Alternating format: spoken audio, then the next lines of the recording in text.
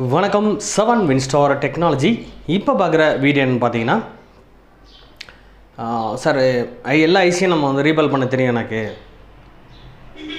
எல்லா ஸ்பேர்ஸையும் நம்ம எடுத்து ஃபிக்ஸ் பண்ண தெரியும், ப்ராக்டிக்கலாக நிறைய விஷயங்கள் பண்ணுறேன். ஆனால் இருந்தாலும் சில ஃபால்ட்டை என்னால் கண்டுபிடிக்க முடியல, நெட்வொர்க் கம்ப்ளைண்ட் கண்டுபிடிக்க முடியல.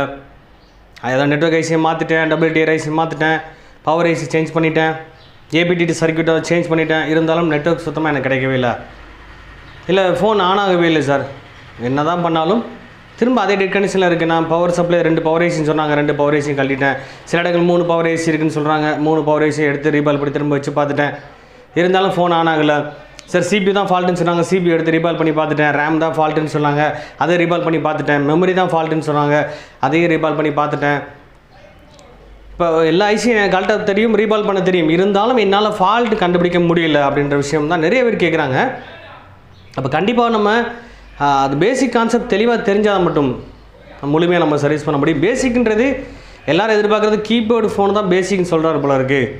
பேசிக்ன்றது ஃபோனோட அடிப்படை கான்செப்ட். அது எந்த செக்ஷனாக இருந்தாலும் எதுவாக இருந்தாலும் அதோட பேஸ் கான்செப்ட் என்னென்னு தெளிவாக தெரிஞ்சிட்டால் மட்டும்தான் நீங்கள் முழுமையாக சர்வீஸ் பண்ண முடியும். அப்போ அதில் இப்போது சார் இப்போ லேட்டஸ்ட்டாக வரும்போது ஐசியெல்லாம் எடுத்து வச்சிட்டேன் சார். இப்போ ஒரு ஐசி வேலை செய்யணும், ஒரு ஐசி ஃபங்க்ஷன் ஆகணும் அப்படின்னால் ஐசிக்கு ப்ளஸ் மைனஸ் கொடுத்தா அது வேலை செஞ்சிடும் சார். சார் இன்புட் கொடுத்தா அவுட்புட் இந்த பக்கம் வந்துடும் சார், வெளியே வந்துடும் எனக்கு. அப்படின்னா இந்த ஐசி வேலை செய்யறதுக்கு இவ்வளோ தான் இருந்தால் போதும். அதே மாதிரி ஐசியோட பால்ஸ் இருக்குது சார், நிறைய கால் இருக்குது. நான் ஐசியை ரிமூவ் பண்ணும்போது 2-3 பிரிண்ட்டை நான் கட் பண்ணிட்டேன் சார். பரவாயில்லையா சார்? சில சிபியூவில் இருக்க இந்த லைன் பிரிண்ட்டு கட் ஆகிடும் சார். பரவாயில்ல சார், டம்மி லைன் தான், அது கிரவுண்ட் லைன் தான், ரிமூவ் பண்ணாலும் பரவாயில்ல. திரும்ப ஃபிக்ஸ் பண்ணிங்க, வேலையை செய்யாமல் போயிடும். அப்போ அதோட அர்த்தம் என்னன்னு தெரிஞ்சிருக்கணும் சார். அது என்ன காரணம் சார்? டம்மின்னு சொல்கிறீங்க, கிரவுண்டுன்னு சொல்கிறீங்கன்னா கண்டிப்பாக இந்த ஐசின்றது இன்டெகிரேட்டட் சர்க்யூட்னு சொல்லுவாங்க. ஐசிக்குள்ளே என்ன இருக்கும்? ஸ்பேஸாக இருக்கும். டயோடு, டிரான்சிஸ்டர், இப்போ மைக்ரோ சிப்புன்னு சொல்கிறது, மைக்ரோ ப்ராசஸ்ன்னு சொல்கிறது, நிறைய ஐசி சேர்ந்தால் தான் மைக்ரோ சிப் ஆயிரும். ஐசியில் தனியாக வர போகிறது கிடையாது. எல்லா ஸ்பேர்ஸ் சேர்ந்து தான் இன்டெகிரேட்டட் சர்க்யூட்னு சொல்லுவாங்க. எல்லா ஸ்பேரையும் சேர்ந்து தான் இந்த ஐசியோவில் சிப்பு ரெடி பண்ணியிருப்பாங்கன்னு சொல்கிறேன். அப்போ அதுக்குள்ளே எக்ஸாம்பிள் சொல்கிறேன். இப்போ இந்த ஐசிக்குள்ளே 3 லேயர் இருக்குது, 3 அடுக்கு இருக்குது அப்படின்னு சொன்னால், இந்த ஃபஸ்ட் லேயர் பிளாக் லேயராக இருக்கும், சென்ட்ரல் லேயர் சர்க்யூட் சம்மந்தப்பட்ட லேயராக இருக்கும். அதுக்கப்புறம் நெக்ஸ்ட்டு வந்து டயக்ராம் ட்ராக் ட்ரேஸ் பண்ணுற லைன் போகிற பார்த்த ட்ராக்காக இருக்கும். அதுக்கப்புறம் நெக்ஸ்ட்டு பால் கனெக்ட் பண்ணக்கூடிய லைனாக இருக்கும். இப்போ இந்த ட்ராக் லைன் வழியாக ஃபாலோ பண்ணி நம்மளுக்கு இதுக்குள்ளே சர்க்யூட் இருக்கும். இந்த ட்ராக் 2 லைன்லேயே சர்க்யூட் டயக்ராம் யூஸ் பண்ணியிருப்பாங்க. எப்படின்னா உள்ளே ஒரு டயோடை ரெடி பண்ணியிருக்காங்கன்னு வச்சுக்கோங்களேன், டயோடை ஃபிக்ஸ் பண்ணியிருக்காங்க. இந்த பாலோட கனெக்ஷன் வந்து பார்த்திங்கன்னா இதில் கனெக்ட் ஆகி இது வந்து கிரவுண்டில் கனெக்ட் ஆகணும். இந்த சர்க்யூட்டுக்கு இந்த டயோடு மூலமாக கிரவுண்ட் ஆகிருக்கணும். இப்போ இந்த பிரிண்ட் கட் ஆயிடுச்சு. இப்போ ஒரே வாரத்தில் கிரவுண்டு கட் ஆகிடுச்சு சார், பரவாயில்ல சார் அப்படின்னு சொல்லிடலாமா சார்? அதே மாதிரி இந்த இடத்துல இதே கான்செப்டில் என்ன பண்ணியிருப்பாங்கன்னா ரெசிஸ்டரை வச்சு கிரவுண்ட் பண்ணியிருப்பாங்க இந்த பாலில். இதுக்கு தனி சர்க்யூட் ஒன்று டிசைன் பண்ணி வச்சு போயிட்டுருக்கும், இதுக்கு தனியாக சர்க்யூட் போயிட்டுருக்கும், இதுக்கு தனியாக சர்க்யூட் போயிட்டுருக்கும். இங்கே கிரவுண்ட் கட் ஆகிடுச்சு, அப்போ இந்த சர்க்யூட் கம்ப்ளீட் ஆகாது. அப்போ இந்த மாதிரி கிரவுண்ட் லைன் எந்தெந்த இடத்துல கிரவுண்ட் லைன் யூஸ் பண்ணியிருக்காங்க, அப்போ அந்த கிரவுண்ட் லைன் எப்படி கண்டுபிடிக்கிறது, இதுக்குரிய கிரவுண்ட் காமன் கிரவுண்டா இல்லை இந்த மாதிரி செக்ஷனுக்கு வரக்கூடிய கிரவுண்டா அப்படின்னு தெரிஞ்சிருக்கணும். அப்போ இந்த செக்ஷன், இந்த கான்செப்ட் பேர் என்ன அப்படின்னால், இந்த ஐசி ஃபங்க்ஷன் பண்ணுறதுக்கு பொதுவாக ஐசியை செக் பண்ணணும்னா புரோட்டோகால்னு சொல்லுவாங்க. இது எத்தனை டைப் இருக்குது, எந்தெந்த இடங்களில் எந்தெந்த புரோட்டோகால் யூஸ் பண்ணுறாங்க, எப்படி நம்ம டிவைட் பண்ணி சர்க்யூட்டை டிவைட் பண்ணி ரெசிஸ்டர் மூலமாக டிவைடர் சர்க்யூட் எப்படி யூஸ் பண்ணுறாங்க, pull up and pull down concept resistance use பண்ணி எப்படி பண்ணுறாங்க. அப்போ புல் அப்னா என்ன, புல் டவுன்னா என்ன, அதை பற்றி தெரிஞ்சிருக்கணும். அப்புறம் தெர்மிஸ்டை வச்சு சென்ஸ் பண்ணுவாங்க, ஹீட்டை சென்ஸ் பண்ணுவாங்க. அப்போ ஹீட்டை சென்ஸ் பண்ணுறக்கூடிய லைன் எங்கே இருக்குது. அப்போ இந்த ஐசி ஃபங்க்ஷன் ஆகணும்னா ஒரு ஐசி வேலை செய்யணும் அப்படின்னு சொன்னால் இந்த ஐசிக்கு இன்னொரு இடத்துலேருந்து ஆர்டர் வரும். அது இன்னொரு இடம் அப்படின்னு சொன்னால் அந்த ஐசி தான் மாஸ்டர்னு சொல்லுவாங்க. மாஸ்டர்ன்றது சிபியூ சொல்லுவாங்க, ஸ்லேவ்ன்றது ஐசியை சொல்லுவாங்க. இது ஒரு ஐசியாக இருந்தால் இது ஒரு ஸ்லேவ்னு சொல்லுவாங்க. இது மாதிரி மாஸ்டர்லேருந்து இதுக்கு ஆர்டர் ஃபஸ்ட்டு வரணும். சப்ளையோ இன்புட் அவுட்புட் வந்தால் மட்டும் ஒர்க் ஆகாது, இதுக்கு ஆர்டர் வரணும். அந்த ஆர்டர் கான்செப்டை வந்து நம்ம 2 வகையாக பிடிப்பாங்க. அந்த ஆர்டர் வந்து பார்த்திங்கன்னா சீரியல் டேட்டான்னு சொல்லுவாங்க, இன்னொன்று சீரியல் கிளாக்குன்னு சொல்லுவாங்க. சர்க்யூட்டில் STA SCLன்னு போட்டிருப்பாங்க. கண்டிப்பாக சர்க்யூட்டை தெளிவாக பார்க்குறவங்களும் கண்டிப்பாக அந்த விஷயம் தெரியும். இந்த லைன் வந்து கண்டிப்பாக இந்த சிக்னல் லைன் போனால் மட்டும்தான் இந்த ஐசிக்கு இதுக்கும் டிரான்சாக்ஷன் ஆகணும், தொடர்பு இருக்கணும். அப்புறம் அந்த லைன் வந்து இந்த மாஸ்டரோட இது கனெக்ட் ஆகிருக்கணும், அதுக்குரிய டேட்டாஸ் அனுப்பணும், இதுலேருந்து இது அனுப்பணும், அதுலேருந்து அது அனுப்பணும். ரெண்டுமே தொடர்பு இருந்தால் மட்டும்தான் இந்த ஃப்ரீக்வன்சி சிக்னல் அனுப்பப்படும். அந்த ஃப்ரீக்வன்சி சிக்னல் வந்து இந்த மாதிரி இருக்கும். இது ஆசிலோஸ்கோப் வச்சு நம்ம செக் பண்ணி என்ன ஃப்ரீக்வன்சி வருதுன்னு சொல்லி கன்ஃபார்ம் பண்ணி இந்த சிக்னல் அங்கேருந்து வருதா இல்லையான்னு கன்ஃபார்ம் பண்ணிக்கலாம்.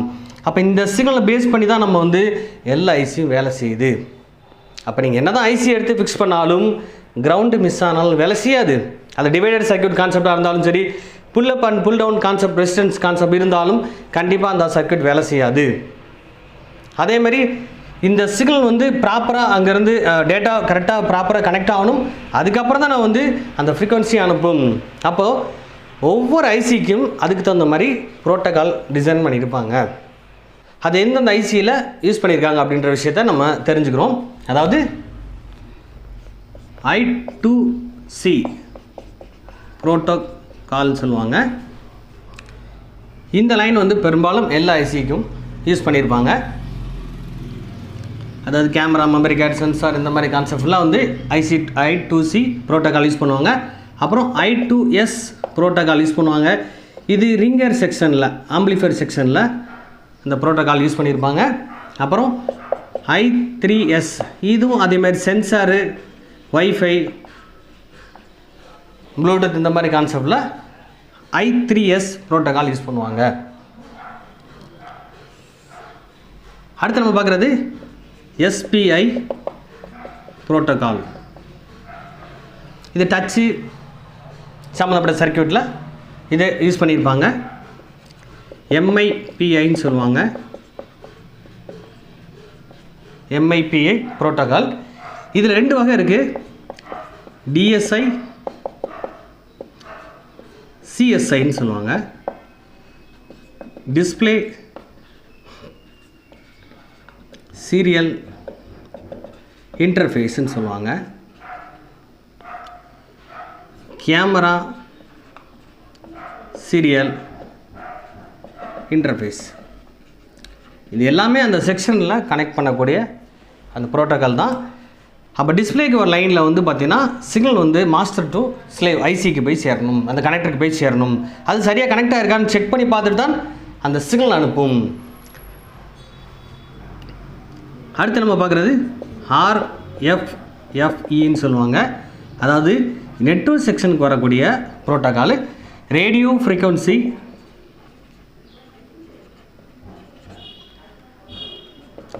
ஃப்ரண்ட் எண்ட் மாடல்னு சொல்லுவாங்க.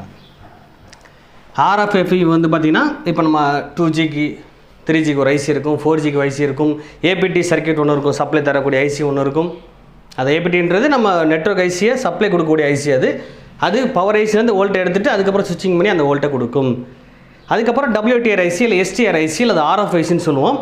அந்த ஐசிக்கு வந்து இந்த சிக்னல் இந்த RFFEன்னு கான்செப்ட் படி, இந்த ப்ரோட்டோகால் கான்செப்ட் படி நம்மளுக்கு சிக்னலை அனுப்பும்னு சொல்ல வரேன். அப்போ இந்த மாதிரி எல்லா செக்ஷனுக்கும் எல்லா ஐசிக்கும் இந்த சிக்னல் சம்மந்தப்பட்ட லைன் கண்டிப்பாக கொடுத்துருப்பாங்க. அப்போ இதை எப்படி சார் சர்க்யூட்டில் பார்க்குறது, இது எந்தெந்த இடத்துல யூஸ் பண்ணியிருக்காங்க, இந்த கான்செப்ட் நம்ம புரிஞ்சிட்டோம்னா கன்ஃபார்மாக நீங்கள் என்ன தான் ஐசி எடுத்து வச்சாலும் ஒர்க் ஆகலை அப்படின்னால் இந்த சிக்னல் சரியாக கனெக்டாக இருக்கான்னு செக் பண்ணி பார்த்தாலே போதும். 100% நீங்கள் அந்த ப்ராப்ளத்தை சால்வ் பண்ண முடியும். அப்போ என்ன தான் நீங்கள் வந்து வோல்டேஜோ ஆம்பியரோ வேல்யூ எது பார்த்தாலும் சரி, சர்க்யூட் எல்லாம் சரியாக இருக்கும், ஆனால் ஆர்டர் வராது. அப்போ எப்படி ஆர்டர் வரும்ன்ற விஷயத்தை நம்ம தெரிஞ்சுக்கிறோம். அப்போ இதை தெளிவாக நம்ம தெரிஞ்சதுக்கப்புறம் தான் நெக்ஸ்ட் அந்த சர்க்யூட் டயக்ராம் ட்ரேஸ் பண்ண ஆரம்பிச்சிங்கன்னா ஈஸியாக நம்ம அந்த ஃபால்ட்டை கண்டுபிடிக்க முடியும். அப்போ அந்த ஐசிக்கும் அந்த சிபியூக்கும் கனெக்ட் இருக்கான்னு செக் பண்ணணும். நான் சொல்கிற எல்லா கான்செப்ட்டுமே ஐசியோட கனெக்ட் தொடர்பு வந்து சிபியூவில் கனெக்ட் ஆகிருக்கும். அந்த சிபியூ தான் மாஸ்டர்னு சொல்லுவாங்க. இந்த எந்த கான்செப்ட் எடுத்தாலும் கண்டிப்பாக மாஸ்டர்ன்ற விஷயத்துக்கு போயிட்டு மெயின் ஐசி எதுவோ அதான் மாஸ்டர்னு சொல்லுவாங்க. மெயின் ஐசி இதை பொறுத்த சிபியூ தான். இந்த சிபியூவில் வந்து சிக்னல் வந்து அனுப்புதுன்னா அந்த சிக்னல் வந்து ஸ்லேவ் ஐசிக்கு போய் சேரணும். அதுனா ஸ்லேவ் ஒரு ஐசி இருக்குன்னா 1ஆம் நம்பர் ஐசி, அடுத்து இன்னொரு ஐசி ஸ்லேவ், இந்த மாதிரி ஒவ்வொன்றுக்கும் சிக்னல் அனுப்பும். அந்த அனுப்புகிற சிக்னல் 2 சிக்னல் அனுப்புறது வந்து பார்த்திங்கன்னா I2C ப்ரோட்டோகால்னு சொல்லுவாங்க. அதில் STன்றது சீரியல் டேட்டான்னு சொல்லுவோம் நம்ம. SCLன்றது SCL வந்து சீரியல் கிளாக்குன்னு சொல்லுவாங்க. இது வந்து பார்த்திங்கன்னா இந்த டேட்டான்ற விஷயம் மாஸ்டர்லேருந்து சிக்னல் அங்கே போயிட்டு இது கனெக்டாக இருக்கான்னு செக் பண்ணி பார்க்கணும். இது வேலைக்கு ரெடினா சிக்னல் இது அனுப்பும், நான் ரெடியாக இருக்கேன், இந்த சிக்னல் அனுப்புங்க அப்படின்னு சொன்னால் அந்த சிக்னல் மாஸ்டர் வந்து அதுக்கப்புறம் எந்த மாதிரி சிக்னல் அனுப்பும்னா இந்த மாதிரி அலையை அனுப்பும். அப் டவுன் கான்செப்டில் இந்த ஃப்ரீக்வன்சியை அனுப்பும். இதே மாதிரி எல்லா ஐசிக்குமே கண்டிப்பாக இந்த STA SCL சிக்னல் கொடுத்துருப்பாங்க. நீங்கள் சர்க்யூட்டை பார்த்தா தெளிவாக தெரியும். அதில் இந்த ஒவ்வொரு கான்செப்டுக்கும் லைன் வித்தியாசப்படும், பேர் வித்தியாசப்படும். அதை எப்படி தெரிஞ்சுக்கணும்னா முழுமையாக நம்ம கிளாஸஸ் அட்டன் பண்ணும்போது தெளிவாக ஒவ்வொரு ப்ரோட்டோக்காலை பற்றி நம்ம தெளிவாக எப்படி செக் பண்ணணும், ஐசியோட பின்னில் எந்த இடத்துல அந்த சிக்னல் போகிற லைன் இருக்குது, இப்போ இந்த லைன் கட் ஆயிடுச்சு அப்படின்னு சொன்னால் கண்டிப்பாக அந்த ஐசி வோல்டேஜ் எல்லாமே கிடைச்சாலும் அந்த ஐசி கண்டிப்பாக வேலை செய்யாது. நீ ஐசி எடுத்து வச்சுருப்பீங்க, ஒர்க் ஆகாது. காரணம் இதுக்கும் தொடர்பு இருக்கணும். இது ஓகேன்னு சொன்னால் தான் சிக்னல் அனுப்பும், அதுக்கப்புறம் தான் இது ரன்னே ஆகும். நீங்கள் என்ன தான் இன்புட் அவுட்புட் எதிர்பார்த்தாலும் கண்டிப்பாக அந்த வோல்டேஜே கிடைச்சாலும் அந்த செக்ஷன் வேலையே செய்யாது. அப்போ ப்ராப்பர் ஒர்க் ஆகிறதுக்கு இந்த சிக்னல் கண்டிப்பாக முக்கியம் சொல்ல வரேன். இந்த ப்ரோட்டோக்கால் நம்ம தெளிவாக தெரிஞ்சுக்கணும்னு சொல்ல வரேன். அதேமாதிரி பவர் சப்ளை ஏரியா செக்ஷனுக்கு வந்து SPMIன்னு சொல்லுவாங்க. இது பவர் சப்ளை ப்ரோட்டோக்கால். அப்போ பவர் சப்ளைக்கும் இதே same concept, master slave. Master CPU, அதேமாதிரி பவர் சப்ளை ஐசி, எத்தனை ஐசி இருக்கோ அந்த ஐசிக்கு சிக்னல் போகும். அப்போது இந்த பவர் சப்ளை கான்செப்ட் மற்ற எல்லா செக்ஷனுக்குமே camera, memory card, sensor, wifi, Bluetooth, நம்ம நெட்வொர்க் செக்ஷன் எதுவாக இருந்தாலும் சரி, பவர் சப்ளை செக்ஷனாக இருந்தாலும் சரி, நெட்வொர்க் செக்ஷன் ஃபாலோ பண்ணுறீங்க அப்படின்னா அந்த கம்ப்ளைண்ட் நீங்கள் அட்டன் பண்ணுறீங்கன்னா ஃபஸ்ட்டு அந்த சிக்னல் சம்மந்தோட பால்ஸ், அதாவது பாலை பொறுத்தவரை ஐசியோட பால்ஸில் வந்து பார்த்தீங்கன்னா அந்த சிக்னலுக்குரிய கால் இருக்கும். அந்த சிக்னல் ப்ராப்பராக போகுதான்னு செக் பண்ணுறதுக்கு டெஸ்டிங் பாயிண்ட் கண்டிப்பாக வெளியில் கொடுத்துருப்பாங்க. அந்த டெஸ்டிங் பாயிண்டில் என்ன ஃப்ரீக்வன்சி வருது அப்படின்னு நம்ம தெரிஞ்சுக்கணும். அப்போ இதே விஷயம் பவர் சப்ளை செக்ஷனை பொறுத்தவரை வந்து பார்த்தீங்கன்னா 26, அதாவது 32.768 கிலோஹெர்ட்ஸ் ரியல் டைம் கிளாக் கிறிஸ்டல்னு சொல்லுவாங்க. அந்த ஆசிலேட்டர் யூஸ் பண்ணியிருப்பாங்க. அப்போ அந்த ஆசிலேட்டர் வச்சு இந்த ஃப்ரீக்வன்சி வருதான்னு கன்ஃபார்ம் பண்ணால் மட்டும்தான் அந்த பவர் சப்ளை ஐசியை வேலை செய்யும். அதே மாதிரி 26 மெகா கிறிஸ்டல் ஆசிலேட்டர் கொடுத்துருப்பாங்க. அந்த ஆசிலேட்டரும் இந்த ஆசிலேட்டரோட சம்மந்தப்பட்டு இருக்கும். அது மட்டும் இல்லை, செல்ஃபோனில் வந்து 15 மெகா ஹெர்ட்ஸ் யூஸ் பண்ணியிருப்பாங்க.